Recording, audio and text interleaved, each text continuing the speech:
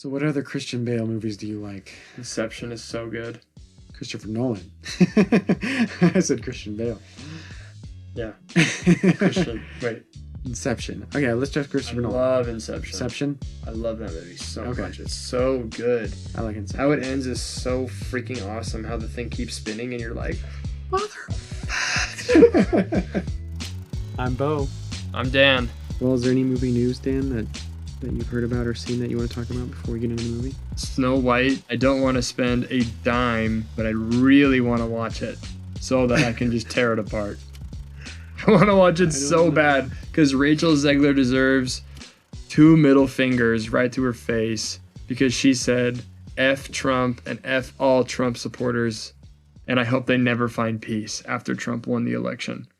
I don't care if you voted for him or not. That is not something that is appropriate to say as an actress, as an actor, and then have me come out and support you. So I hope it flops, and I really do, because Well, if you go see it, how's that going to help it flop? That's what I'm saying is I wouldn't want to spend any money on it. So if someone can pirate it and give it to me for free, then I can watch it and I can rip on it without feeling bad. There's no way I could watch that movie. It looks so bad.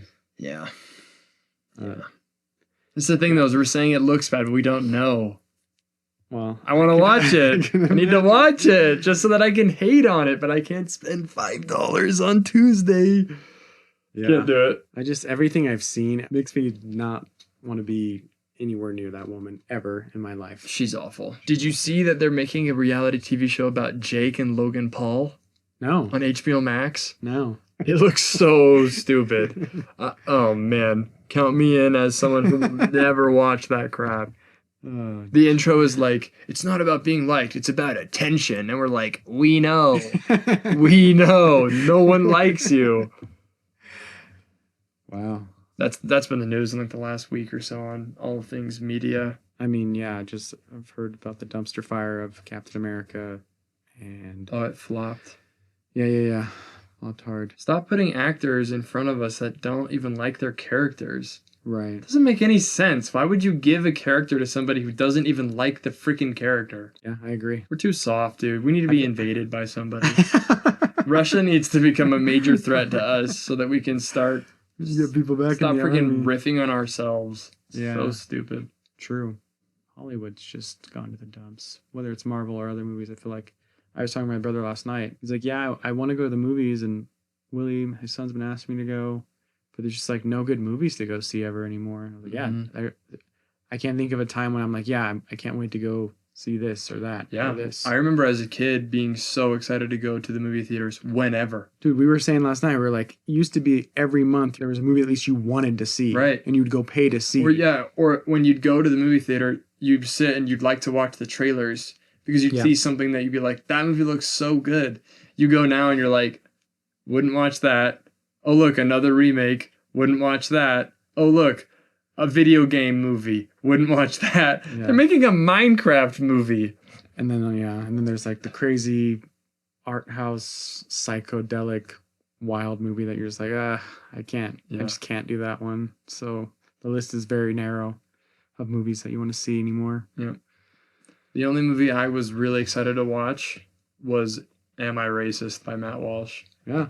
And that movie was funny. It was good. It was a good theater experience. I was actually looking forward to it. It was really funny. And afterwards we talked about it for a long time. And I've rewatched it 2 times after that. And both times have been great. Nice. And so I think that, I don't know, you kind of have to support alternatives if you want Hollywood to change its actions. Like you need to support other smaller groups of people who are making media that you actually like. Mission Impossible. I'll see that in theater. I'll ride for Tom Cruise. Yeah. I'll ride for Tom Cruise. He puts out some decent content. Yeah. All right. Well, Christopher Nolan's The Prestige. What a film. Yeah. This was your second viewing? Yeah. Okay. I haven't seen it in years. I haven't seen it in years either. I watched it like 4 years ago. Yeah. I wanted to watch it though because I feel like, Christopher Nolan for me is one of the best active directors that's actively making films still right now. Oh, as far as I'm concerned, I like his work for the most part. It's not even close. I'd rather watch a movie made by a freaking Oompa Loompa than any of these crap directors. I don't. I feel like it's a mess in Hollywood because it's not. Because on the one hand, it's like sometimes directors' hands are tied by studios and what they want. Like, I mean, look at Solo. Lord and Miller, co-directors, were hired to make that movie. They start making it, and then Disney's like, "Whoa, whoa, whoa! What are you guys making? Like, this is going a weird direction. Are you making an actual cool film? This isn't what we wanted, like, or this is or whatever. Like, we're bringing someone else on to finish this movie." And part of that was like maybe you could say some of that was like, well, they were taking longer and budget and things, but I think that was just like no, like we just need to have control over the story and the tone and money too. But well, it's not like Disney has a track record of making good Star Wars movies, so I don't believe that. The ironic thing though is like you take them off of that and then they make two of the best movies I've seen in the last decade. Spider-Man Into the Spider-Verse, Spider-Man Across the Spider-Verse. So maybe they're just good with animation. The two of them did great with Lego Movie. But I mean, so they make some killer animated movies. Solo basically was an animated movie, so they would have done a good job, I'm sure. Well, it would be interesting to see what they made for sure. Yeah. But yeah, so directors, do they have full control? Not always. The Prestige. General thoughts, really quick.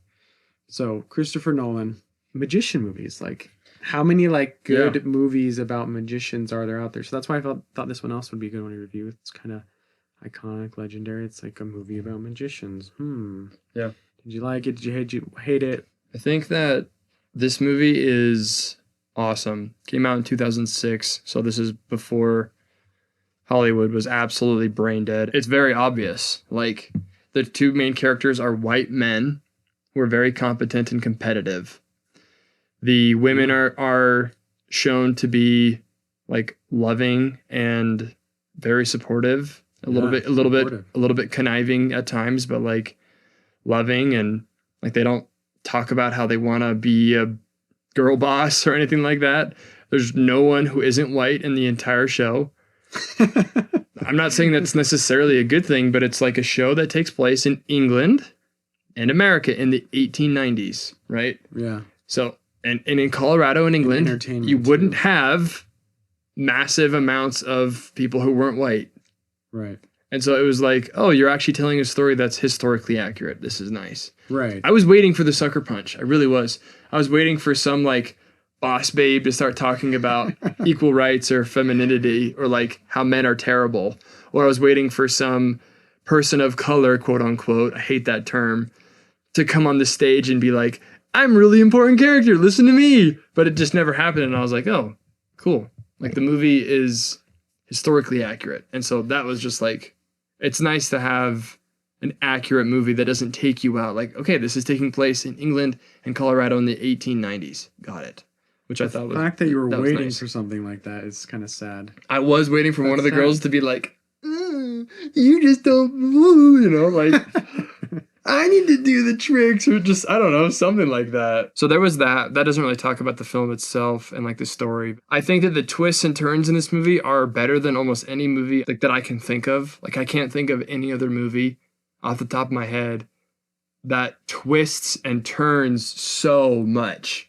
Most movies have 2 or 3 twists. This movie has like 7. And right when you think it's done, it's not.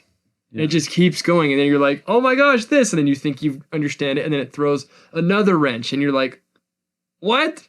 So I love that because it was extremely entertaining. Like it's a 2-hour movie, but you don't feel like it's 2 hours. It just flies by.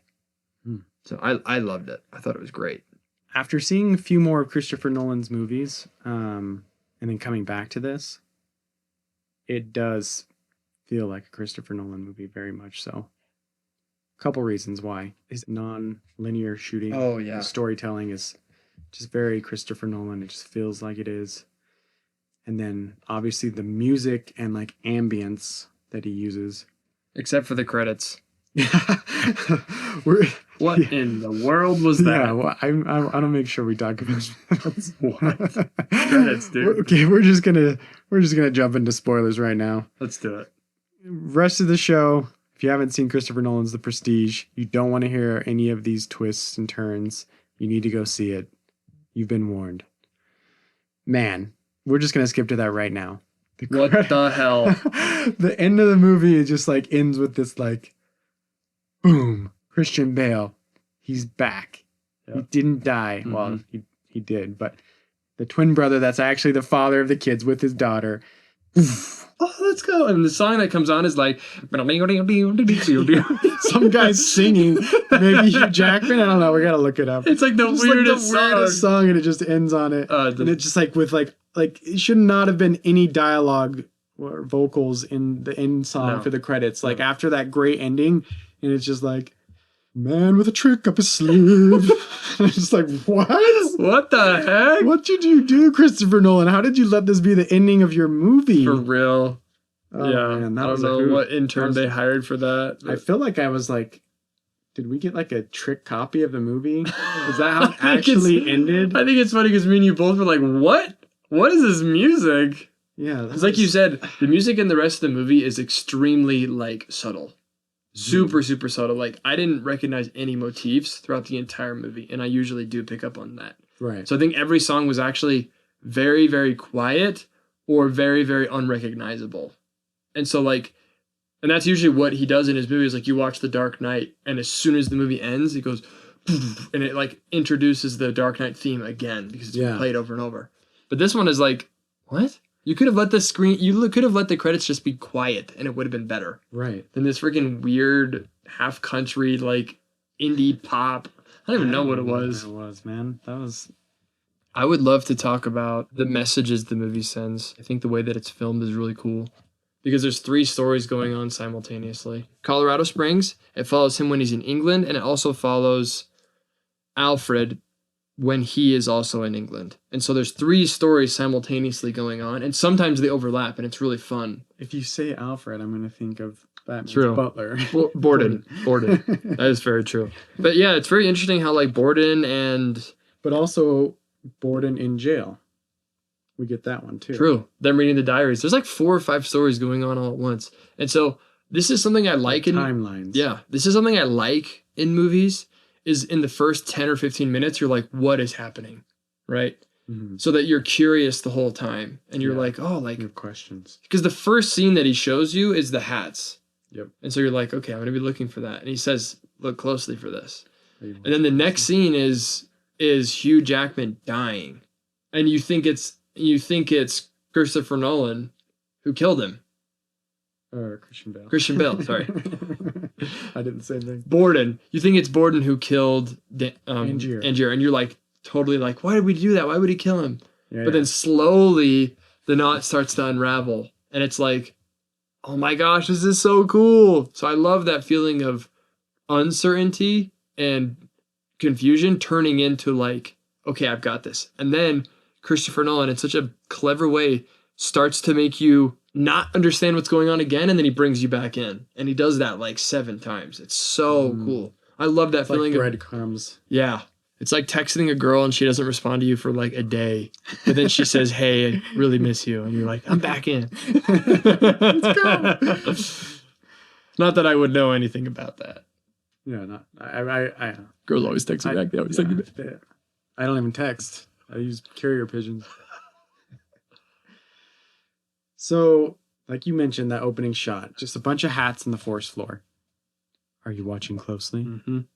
Like, what is that? What is he trying to say? That because a lot of movies, like the opening shot is very important. Mm-hmm. Maybe we'll come back to it. I think you mentioned this previously, but I can't think of another movie where magicians are like interesting. I can't even think of another movie where magicians are like the main character.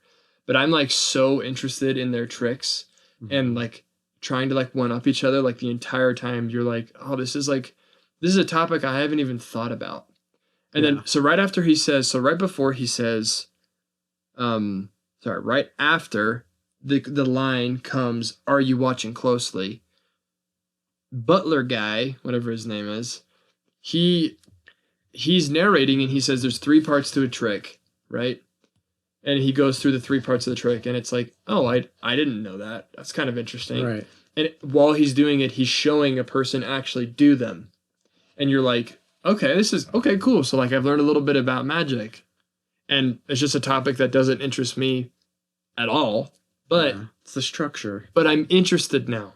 Yeah. I'm like, this is so interesting. I've never thought about 1890s magicians. Very interesting. Cool. It's cool too because we get kind of the backstage, like the behind the scenes of magician life, right? Because we're not watching.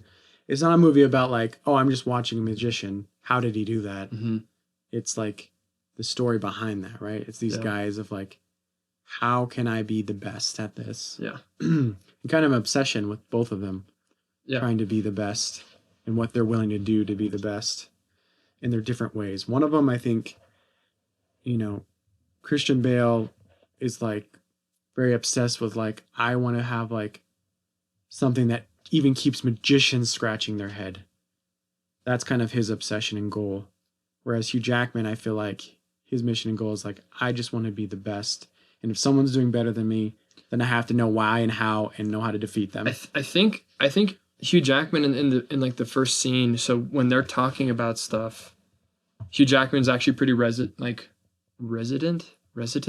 the word? You resonate with him well?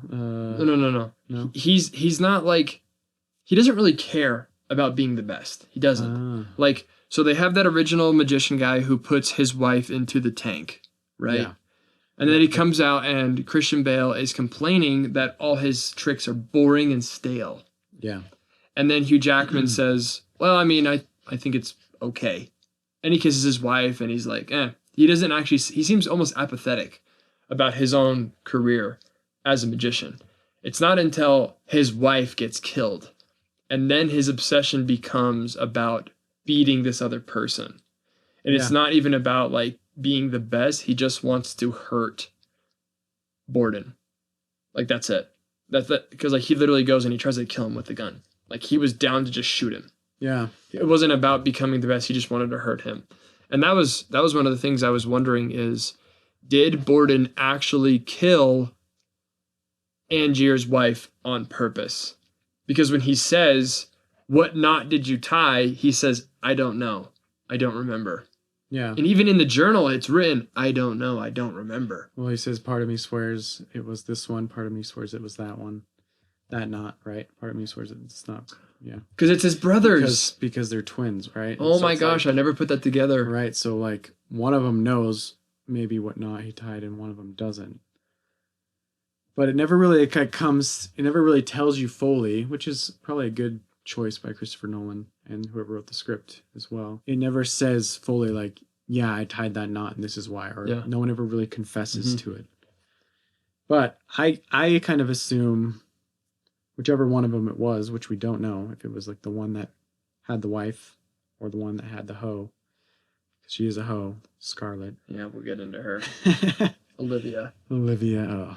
Yeah, we don't know which one of them tied the knot, but my take on it is it's the same guy that was complaining about the other guy being stale. Yeah. Like, he doesn't do anything fancy, he doesn't try anything new, he doesn't take risk, he doesn't sacrifice. And when he's up there and he's tying the knot, he's like, you know what, like, we should be pushing this farther. We should be making this harder. Even though like the audience doesn't even know the difference. Only they do. But yet he still does it out of kind of like an arrogance of wanting to push the boundaries of being better. I see a lot of ambition in him. Yeah. Like a ton in him. I don't see it in Hugh Jackman until his wife dies. Yeah. And then it's not ambition to be better, to be the best. It's just originally it's literally just to kill that one guy. Yeah, I want to follow this thread. So let's go through that story. So he's not ambitious. His wife dies. What happens next before he goes to kill him? He's like in the cemetery and he confronts Borden and Borden says, I don't remember what I tied. Mortuary. Yeah. And then is it after he tries to kill Christian Bale with the catching bullet trick, or before when Michael Caine recruits him to start being an actual magician? I think he tries to kill him and then Michael Caine comes and gets him and is like, hey, you need to start being a magician. Let's start doing some tricks. And I don't remember. And then it slowly like devolves into him wanting to do better and better. And then the transporting man act comes out, and that's when he becomes like obsessed with trying to beat him in that respect. Right. I think it is almost like I think you're right. So I think Hugh Jackman's story, his character story in this is, hey, I'm a guy who loves a woman. I have a job. Things are good. I'm pretty good right now. Yeah. And then someone does something that gets my wife killed. Yeah. And now I'm hurt. I'm angry. I'm vengeful. And that kind of takes over and ruins his life. Even, we see that he meets a new woman and she loves him and wants him. He's having success as a magician. He doesn't care. It's that thing of being hurt and holding on to that vengeance and that bitterness. It kind of takes over the obsession of like hurting his competitor, Christian Bale. That's just kind of ruin his life. And, yeah, exactly. And I think that's the end story, though, is that like if you're going after somebody just to go after them and make their life horrible, in the process, your life will be destroyed. That's how I felt. So there's an interesting scene with the bird when you discover that flattening the bird actually does kill the bird. Mm-hmm. Borden is totally fine to kill the bird. He's got no problem. He smashes that thing down, no problem. He doesn't care. Angier does. He has like serious moral reservations about killing the bird. Yeah. Right. So like the first like contraption that British guy John Cutter. The first like machine that Cutter puts on him is to save the dove's life, right? And so he doesn't have to actually kill the dove. Right. So you see like the goodness in him that he like doesn't want to hurt the animal. Yeah. But then at the end of the movie, there's two scenes that I can think of off the top of my head. Olivia is talking to him like, you loved your wife, and he says, I don't care. Right? Yeah. But then he's like, and then he feels bad. He's like, oh no, that's not true. Like, oh yeah, I do. And he kind of comes back. And then there's the next scene where, well, like, I guess it's the other scene I can think of is the final scene where you realize that he's been cloning himself. And he's killed himself dozens of times so that he can be better.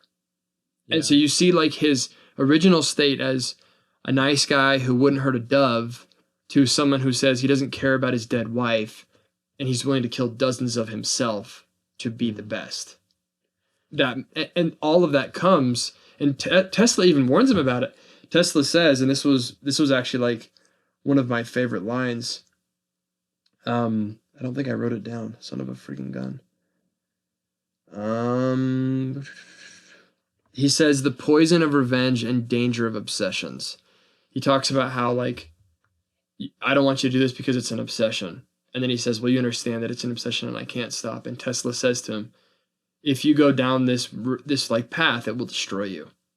Mm-hmm. So like he's warned too, and he doesn't care. Yeah. He's like, I'm doing it. So he's just become full of vengeance and obsession. And it's interesting too, because you think at first it's because of his wife, but then there's that scene where he says, I don't care about his wife. Yeah. So it's no longer about his wife. It's just about like him destroying his enemy. Right. In the end, what's he doing to Christian Bale? He's sending him to his death. Yeah. Even though he has a daughter, he had a wife that committed suicide. He's like, you're going to hang, and I'm fine with it. Mm-hmm. So that's how far it's gone. Yeah. And at the end, and raise his daughter, like kind of steal his daughter. Yeah. And at the end, he's totally fine to just burn everything down and kill himself in the process. Like he was planning on just throwing down the fire and like dying in the fire, I think. You think so? I don't know if that was because they were just going to put the machine away, and then Cutler leaves, and he's looking at the stuff, and then Christian Bale comes in. Oh, maybe he was going to burn all the evidence because he said he was going to destroy it, also no one else, or do something with it so no one else uses it. Yeah. It's an abandoned building. It would be easier just to start a fire and burn it. But was he going to stay? I don't think he was going to stay. Maybe not. I don't think so. Maybe I'm wrong. But like once you've made your entire life about hurting somebody and that person is now dead, what do you do with your life? Yeah, that's true. That's why it's a dumb objective. You can't have vengeance and revenge and hate be your objective. It's just like, it's not for a fulfilling life, which is what I really liked about this, because obviously it's about a magician, it's about Tesla, it's about electricity, it's about intrigue, it's about, mystery, but in the end, it's about what is your focus of your life. Yeah. And I like that message because and we've talked about this before, that If your message is always just like things will work out in the end, no matter what, that's a stupid message. This message is like, if you devote your entire life to hurting people, it's not going to work out. Yeah, I feel this movie kind of falls into that like cautionary tale storytelling where both Christian Bale and his twin brother and Hugh Jackman have these flaws that end up ruining their lives. Mm-hmm. Right? Christian Bale, both sides of him, both the twins, they both had someone they loved and they could have been with if they would have just lived separate lives and not tried to have this big secret where they had this stunt that stumped everyone, this trick that stumped everyone. And then Hugh Jackman, it's hard for him. I feel for it because it's like he was living that out. Christian Bale wasn't. He had his wife and was living that out. Something tragic happened, and it turned him, embittered him, which is awful. And that's the thing though. Like we will all have something bad happen to us at one point or another. That could be a death of a family member. That could be the loss of something personal to us. It could be an injury. It could be a loss of a wife, a child, a brother, a sister, a father, a loss of a job. Like tons of things can happen to us. And we can respond by becoming extremely bitter and angry. And then it's so interesting too because, and I'm just thinking about this, but Robert Angier's character kills himself over and over and over and over. Mm-hmm. That's insane. He just kills himself over and over and over and over again for this task. Yeah. And it's like, that's the result. Like if you obsess your life over like hurting other people, you'll kill yourself over and over and over again. Whether it's, like literally, but metaphorically too, like you'll hurt yourself in the process and you'll never feel full. Yeah. I think that's almost kind of ties into last week's movie a little bit where Wyatt Earp just wanted to live this life and move on. And then he ends up having to, stand up and do the right thing to help people that are affected by the Cowboys. But also it kind of comes out of vengeance. Mm-hmm. And then he doesn't really have anything to live for after until he realizes I should be chasing that thing that's been around from the beginning, which is a woman that loves me. Yeah. Who's not addicted to crack. Right. Well, yeah. Or maybe maybe that relationship could have been better and it wouldn't have gone that way either. But she had her own choices. Anyway, back to this movie. I think the diary trick was really cool. How they both planted diaries on each other. And they were both like, get wrecked, nerd. I thought that was a really cool way to tell the story was from... Again, I think what I love so much about this movie and just like Christian Bale's... Sorry. Man, I don't know why I confuse those two all the time. What's his name? Christopher Nolan? Christopher Nolan. Yeah. Oh, yeah. Christopher Nolan's style of telling stories is just so good. It's so unique, and he just makes everything very, very interesting. And so not only do you have like the timelines going on, but you also have like narrations of each other's diaries. And at the end, you realize that both diaries have been plans. And like it's just an interesting, unique way of telling a story. I thought the diary twist was really cool. Yeah, I agree. I like that a lot. One thing that annoyed me in the story was every time that they're like, is there a volunteer that wants to do it? Somehow he's picked. Kind of contrived where it's like always these same guys that are getting picked. Like the very first bullet trick. Especially when they're like, when they're like sabotaging each other. It's one thing when it's like, okay, we're putting on a show, so we just like pull out the guys we want on purpose. Yeah. Like, we pull out Christian Bale, we pull out Hugh Jackman because they're part of the show. Uh-huh.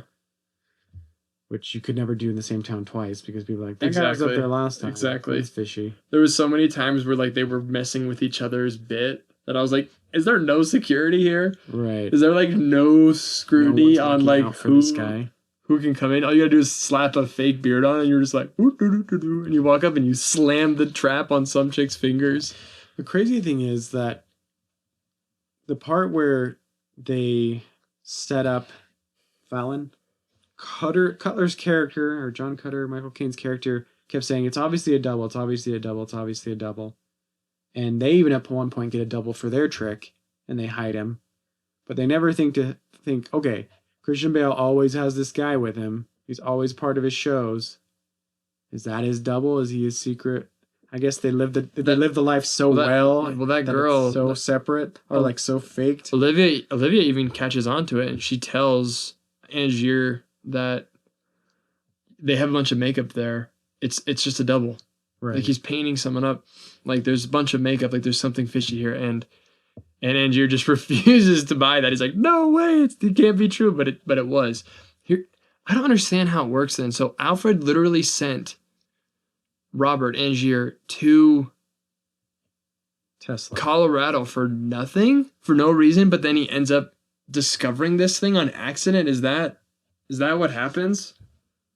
Yeah, it is kind of weird. Because it's weird because they say in the movie, like, Hugh Jackman thinks Christian Bale has some sort of machine that helps him, but they don't really show it. There's like one scene where they show Christian Bale with like a Tesla kind of type machine between the two doors, where he transports from room to room. Yeah.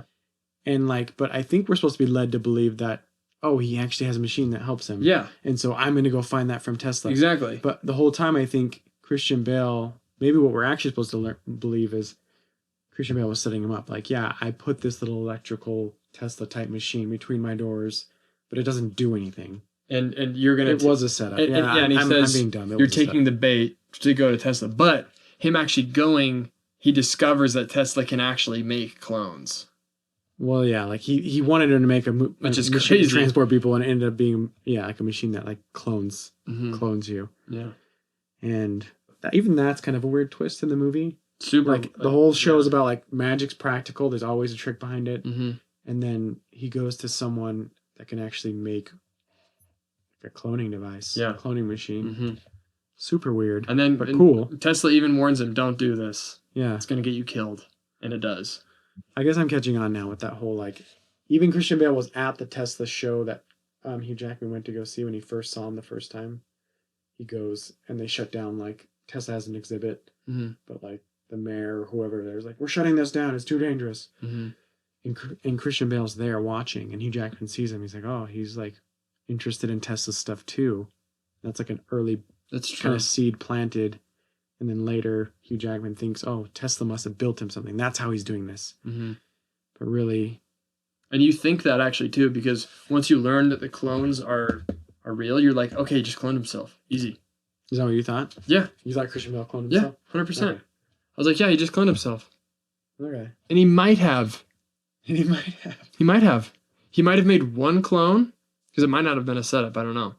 He made one, this is just a theory. He made one clone of himself, and he just worked with him. No, I don't think so. I think because they know. I think because the story kind of tells us and insinuates that, like, no, these are twin brothers. Yeah. They committed to this bit. Yeah. I kind of like that, too. Two things really quick. So they go see the Chinese man with the fishbowl trick. The China man. And Christian Bale's like, that's the trick. Like, see him walking. He's an old, frail man. That's the trick. He's not that. He's faking it. And he sees that because that's what he's actually doing right now in his life. He's living a double life with his twin brother where they're sharing a life, pretending to be one person. Well, I guess two separate people. Taking turns. And the movie's already telling us the answers. So this one where Christian Bale's like, that's the trick. He's living where you think he's a frail, crippled man. That's the trick. He's really not. And so he's able to do things that you wouldn't expect because you think he's an old, crippled man. And then when Christian Bale does the trick with the bird, or he's the assistant with the bird gets smashed, and the little kid in the audience, the nephew of his future wife, is like crying, like, oh, where you killed him. And Christian Bale's like, no, like, he's right here. And he's like, no, where's his brother? Did you catch that? Yeah. Where he said, where's your brother? Yep. Like, he's giving you the answer right at the beginning of the movie. Christian Bale has a twin brother. That's how he's going to do his trick. He could have been a clone. Star Wars, the Clone Wars. I don't know. It probably wasn't. Probably it's just that. But that's a good point. I was really sad when Sarah killed herself too. Yeah, that scene super sad. That scene actually made me gasp. I was like, oh no, because Sarah's not like, she's so sweet the whole time, and you really feel for her that she married a psychopath. It's so sad. Like, all these relationships for me speak to real life, where Christian Bale's both halves. They both love a woman. But both of them, since they're taking turns as twin brothers being with each other's like girlfriend / wife, the partner knows, the woman knows, like, hey, this isn't you. Yeah. And she can tell. And it's, for poor Sarah, it drove her crazy because it's almost like you're living with someone with like a dual personality disorder, right? Or something like that. And so for her, it's like actually in a sad way driving her crazy to be with someone who loves her one moment and then the next day or same day she says like an indifferent person that doesn't like, you don't even sound like you don't, when you say you love me, I don't feel it, doesn't even sound sincere. It's like to have that would be excruciating. Yeah, I agree. It's sad too because all she says is just like, I want you to tell me the truth. I want you just to be honest with me. Right. But he can't because he has to keep up the ambitious plot. Right, which is sad that he lives for that because it ruins his life. That he can't reveal his secret because he's so committed to this sacrifice and this bit that's going to be, or this trick that's going to be better than anyone else's. It ruins him. There was a really cool line when he gets hung. Says, do you have anything else to say? And he says, abracadabra. I was like, what's next? I was so shocked. And then bam, he's right there and it's his brother. It's unreal. Yeah, I love that line. Placement. That was super cool. Placement. And then with the Scarlett Johansson character, I understand with her I don't understand how she is okay with being with what she thinks is a married man. But I understand when the wife dies and then she thinks he doesn't want to talk about it. It's like, well, it was your wife. Like, you don't even want to talk about it? Like, that's weird. That's cold. Like, how could I even feel you love me because you don't even care that a woman you were married to and had a kid with is dead? So how do I know you really care about me? Especially because she's still experiencing two different people as well. Right. Sometimes it's her real lover, sometimes it's his twin brother. So like, I totally get where she's coming from, where it's like, I can't be with you. This is just messed up. Like, you're too cold. But she should have never been with him if she thought he was a married man. That's jacked up. Yeah. That part was annoying. Why didn't you just like Fallon? He's just a chubby cheek, chubby belly guy. Well, you need some loving too. That was an annoying part too because she's like an absolute monster. Like she lies to Angier. She's horrible to everybody. She's with a man who's married, and then she's all like, you being so mean. It's like, bro, what are you talking about? You're the mistress. I think it's you got no leg to stand on. Yeah. I think it's almost like another case of people turning like kind of bitter in a way because she's with Hugh Jackman at first and she falls for him and she seems like a decent person. She's trying to be helpful to him and supportive and things. Mm-hmm. But then she like, because of his obsession, he sends her away and that like breaks her. Yeah. And she's like, okay, well, I got to find my own, like, that was terrible. I can't believe he did that to me.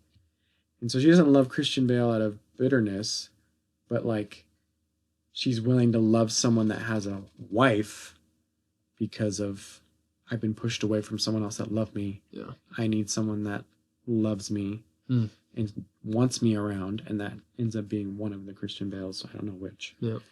I guess the one that wasn't married to Sarah. I found the quote that I was looking for. This is Tesla and Angier speaking. Mr. Angier, have you considered the cost of such a machine? And he says, price is not an object. And then Tesla says, perhaps not, but have you considered the cost? I'm not sure I follow. Go home, forget this thing. I can recognize an obsession. No good will come of it. Why haven't good come of your obsessions? Well, at first, but I followed them too long. I'm their slave, and one day they'll choose to destroy me. And then he says, if you understand an obsession, then you will know you won't change my mind. Very, very interesting that Tesla realizes that an obsession can become... He says that I'm their slave, and one day they'll choose to destroy me. And he foresees that this obsession will also kill him. Yeah, that is interesting. I don't know a ton about Tesla in real life, but I know that he was trying to push the boundaries of like what would be possible with like wireless electricity, and that's kind of about all I know. But so it kind of seems like even if it's fictional, it kind of fits the character. It fits the man that lived, right? Where he's like, I want to make the next best thing. So it's kind of cool how Christopher Nolan and the writer played off of that. That's all the notes I have, and I didn't like the music. Wow, that's a big one for you because you are big on music Yeah. for movies and video games. I love when a song is both atmospheric but also is recognizable. And none of the music was recognizable. It was just sounds, which is fine to create like an ambient magician movie. Yeah, but you could make a motif or two and like replay them. Like Star Wars does a great job of this, of like creating a motif that fits the scene, but it's also recognizable that you can listen to it later on. It's funny because I was babysitting my nephew the other night, and we watched. So I have this popcorn bucket that has Star Wars on it. He's like, I want to watch this movie, pointing to like the bucket. I was like, you want to watch Empire Strikes Back? Like, you've never seen this movie. You sure you want to watch this? It's going to be awesome. I'm going to introduce you to Star Wars. And when the Darth Vader, like, well, I don't know, Imperial March, I think it's called, where it's like, I think it's that one, right? That is Imperial March. Yeah. Well, I think that's the song that comes on when you first kind of see Vader in Empire Strikes Back. But as soon as he heard it, he was like chanting it. He was like, he was so into it. Yep. And I was like, dude, now he's gonna know. Like when you hear that song, exactly. You just know. And that Lord of the Rings does it so well. The original, like the Batman movies, do it so well, well. Like you can recognize the Batman song super well. Right. Star Wars does it incredibly well. Jurassic Park did it really good. Like there are songs like dee dee dee dee dee. Like as soon as you do that, you know it's Jurassic Park. Yeah. So that was one thing I didn't like about the Prestige, is that it wasn't like, I don't know. I think they could have made some motifs, but the person they hired doesn't do that. As I'm researching him more, it doesn't seem like he's much of a motif guy. He's mostly about just scary sounds. Yeah. Well, I think the ambient and the parts of music, I think it worked for me. But yeah, it's obviously not like, oh man, what an amazing soundtrack. Like I want to go listen to that, or so cool. But one thing I looked up, it says that evidence suggests that Nikola Tesla exhibited behaviors consistent with OCD, including a strong obsession with the number 3, aversion to pearls, and a particular fondness for pigeons. He also had a strict schedule, including a specific dinner time at 8:10 p.m. and a daily walk of 10 miles, and would curl his toes 100 times for each foot every night, claiming it stimulated his brain cells. So I'm curling my toes right now. He knew all about obsession. Nikola Tesla was actually like a crazy obsessed person, which is interesting. All right, other cool moments of the movie. It looked great. Like there was never a time in the movie with like the lighting or production design or sets or scenes or costumes that like everything looked really cool. I really felt like I was 1870, 1890 England. Yeah. And Colorado Springs was cool. The electric town that Tesla created. I don't know if there's a history to that. Is that true? Did he actually live in Colorado Springs? That's a good question. Also, was freaking Thomas Edison an absolute douchebag? History actually says he was. Like, I don't think people really know that, though. Did you know that? No. Yeah, like, I think historically he actually was, like, a douche and stole a lot of ideas and things, but we give him all credit for inventing the light bulb. Well, it was a big invention. But I don't think he did. I think there's disputes on, like, whether he did do that and things. Okay, it says, while there's a popular narrative of a feud between Edison and Tesla, with some claiming Edison sabotaged Tesla's work, there's no evidence that Edison destroyed Tesla or stole any of his inventions. Instead, their rivalry was a clash of ideas and systems, with Edison focused on the direct current DC, and Tesla championing alternative current AC. Let's just wrap up with what we thought about just closing remarks, closing thoughts, and your score out of 10 for the movie. I think anybody who watches this movie will be extremely entertained the whole time, but expect it to be sort of like Inception, where the first time you watch it, you're kind of like, what did I just watch? Like it's kind of a mind blend. So watching it the second time, I definitely liked it better. I would give it probably an 8.5 out of 10, maybe even a 9. I think I'm going to stick with 8.5. I'd have to watch it again. And I think I would put it as a 9 if it had better music. That's the only thing that really held it back for me.